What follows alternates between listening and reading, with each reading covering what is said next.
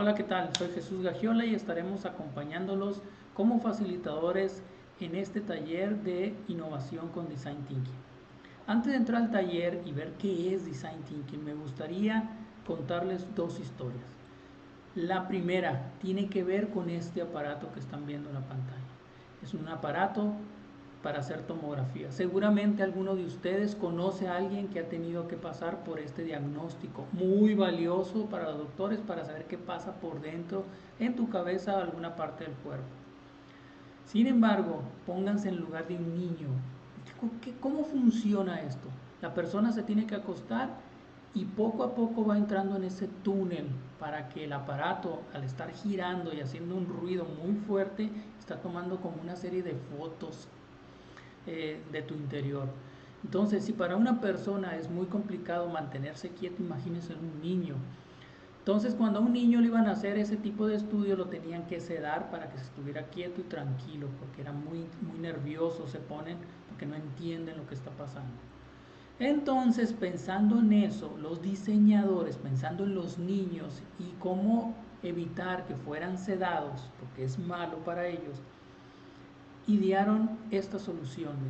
A los niños se les cuenta una historia, se les cuenta un cuento y lo meten dentro de ese aparato de tal manera que lo van involucrando en el cuento y ellos se mantienen quietos y participan y colaboran en ese diagnóstico médico. Crearon un ambiente que fuera lo suficientemente atractivo para que el niño colaborara.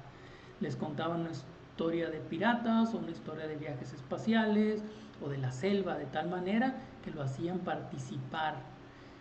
Redujeron del 80% de los niños que tenían que ser sedados al 10% para poder realizar ese estudio.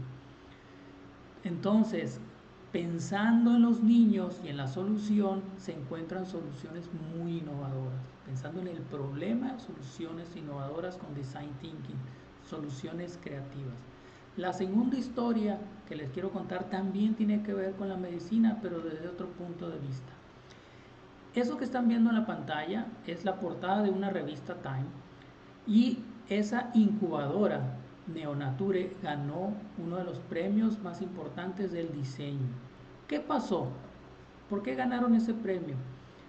En los países subdesarrollados donde no tenían acceso a incubadoras, los niños recién nacidos morían de una alta tasa de mortalidad porque tenían las primeras horas. Es muy importante que el niño se mantenga muy calientito, con temperatura controlada y monitoreando sus signos vitales. Por eso se llama incubadora, porque mantiene la vida del niño.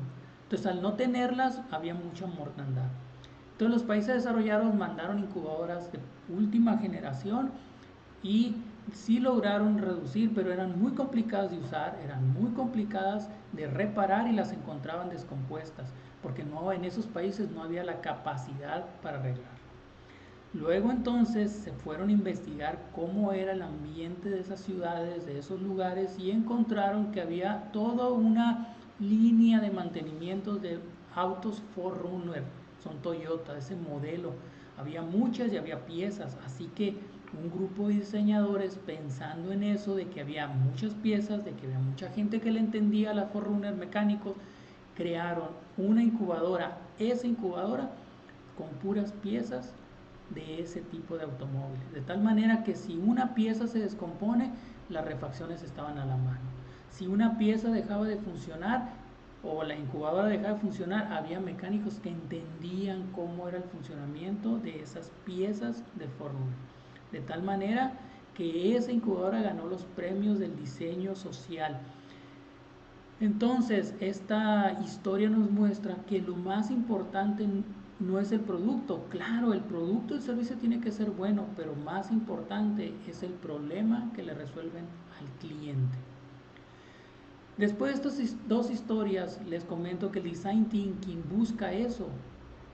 ¿Quién es el cliente? ¿Qué necesidades tiene? Después de saber esas dos preguntas, ¿qué necesidades tiene? Empieza el diseño. ¿Cómo se la resolvemos y por qué eso va a ser importante resolverle al cliente? Recuerden, el cliente es en el amplio concepto de la palabra. Bienvenidos al curso. El objetivo es aplicar Design Thinking a YASA para crear soluciones innovadoras enfocado y basado en las necesidades de los clientes.